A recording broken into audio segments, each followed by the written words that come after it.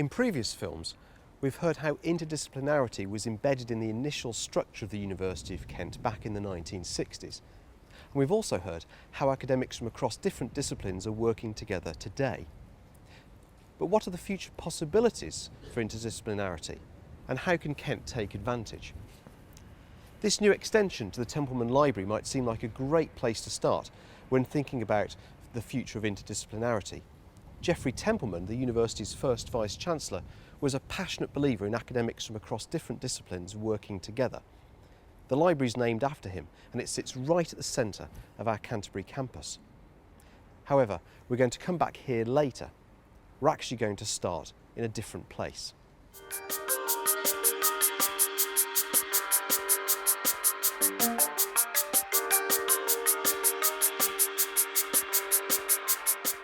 Greenwich is also a good place to start when talking about the future. The home of Harrison's clocks, the meridian, and some may say, time itself. In May 2015, the university hosted a workshop at the Royal Naval College. This brought together academics and practitioners from the three partners in the Eastern Art Collaboration, the universities of Kent, Essex and East Anglia. The event was coordinated by a consultancy called No Innovation, and their facilitator, Liz Ogilvie.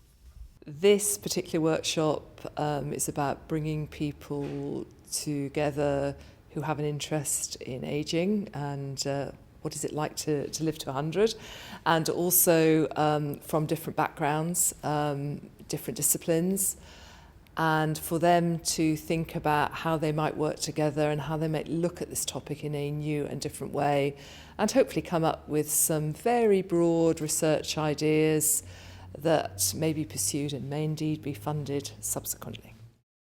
This workshop, or sandpit, included academics from three different universities specialising in an impressive range of different disciplines: psychology, social policy, engineering and digital arts, computing, pharmacy, art and media, sport and exercise science, business, social services, bioscience and dentistry. Together, these academics came up with ideas for interdisciplinary research based on ageing. Other sandpits deal with other big issues. More and more universities and industry and charities using these sorts of events to as a way of new and different research by bringing people together from different spectrums and different, angles on a similar question. It enables people to really begin to think differently and really analyse and think about the challenges and problems. So without a doubt, I think this is the first step.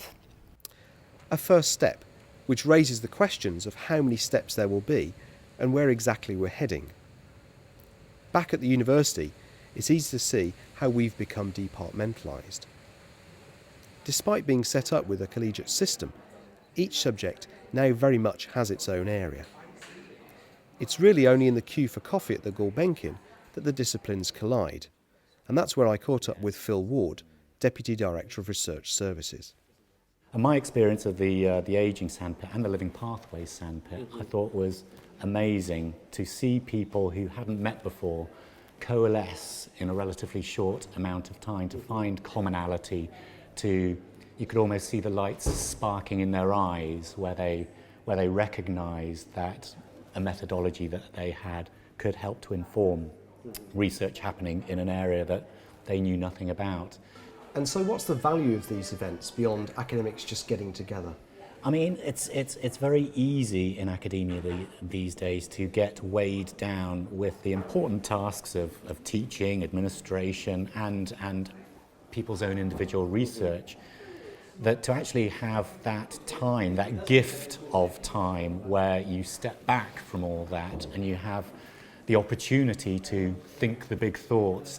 And certainly that's what the research councils and external funders are thinking, that the major problems of the world, what the European Commission likes to think of as the societal challenges, can only be answered where people in a range of disciplines are getting together to tackle problems of, demographic change or transport or energy or security.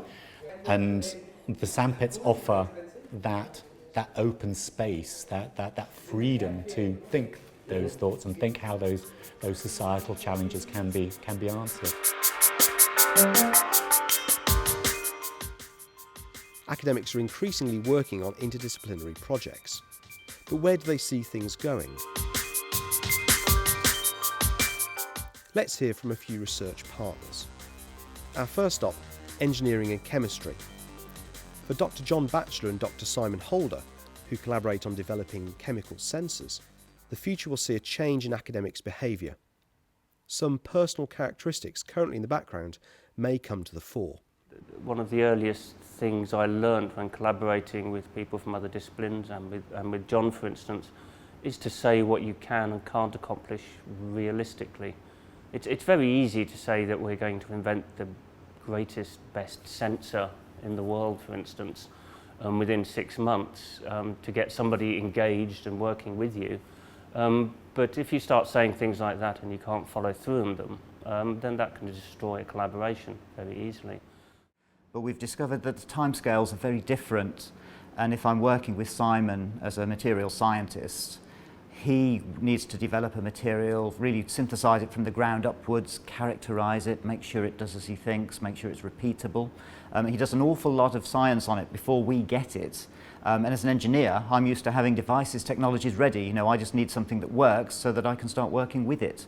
And so what we've discovered is patience is really, really important. You spend a lot of time keeping an eye on what your collaborators are doing, but really not trying to interfere, simply waiting until the time is right and it's ready to come to you. And so if interdisciplinary work is going to become more and more prevalent into the future, I think this need for patience is going to become very, very, very, very important. High-tech science to the United Nations.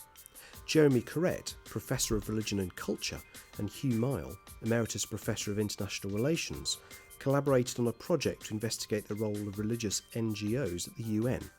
For them, technology is likely to have a big impact on the development of interdisciplinary research. The sheer volume of information that we have to deal with, I mean, academics have always read a lot of books, but now the access to, for example, journal information and the amount of top quality research which is going on in one's field and which one's expected to be on top of these days is huge and is ever growing. So we need to develop techniques for finding out how to assimilate and interpret all this. Fundamentally, in terms of interdisciplinarity, what that huge increase of knowledge means and the technological engagement with it is that the hyperlinks will mean that we can jump into all different types of knowledge, that we can access different systems of knowledge without the traditional disciplinary structure, that there'll be quick exchanges, there'll be a different kind of filtering of information that goes on in terms of seeking the information you require. And I think the other central aspect is that what knowledge is changing, that it's no longer about some fixed point in a book, about specialists. Knowledge is becoming something by which we do something in the world. And this more pragmatic understanding of knowledge means that we don't need the traditional disciplinary structures and isolations, that we've got practical solutions, and different kinds of intellectuals coming together to solve those problems will mean that there is a stronger engagement across the different disciplinary structures. From the United Nations to somewhere closer to home. Dr. Helen Brooks of the Drama Department collaborated with Professor Mark Connelly of our History School for an outreach project in Folkestone on the First World War. For them, the whole way that universities are structured and funded could be up for review. I suppose that as work develops and as you become more and more interdisciplinary, that actually the established boundaries of different departments and different schools don't necessarily mean that they're not helpful necessarily in the ways that they might have been in the past when universities were being set up. And actually, in some ways, it's sort of the old college idea where people from different disciplines work alongside each other. In many ways, that encourages a greater sense of interdisciplinarity than the silos that we sometimes work in these days.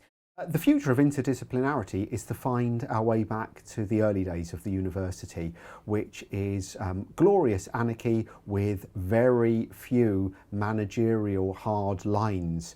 I think that's the area that we're now going to have to unpick, because we do have some very solid structures, and if we're going to see true creativity, we need our administrative structures to be remarkably flexible as well.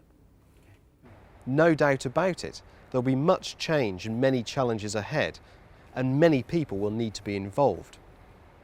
Here at Kent, we've recently embarked on a considerable building programme, of which this Templeman extension is the centrepiece. Wouldn't it be fitting if this magnificent new building could help take Kent back to its roots, which were all about academics working together?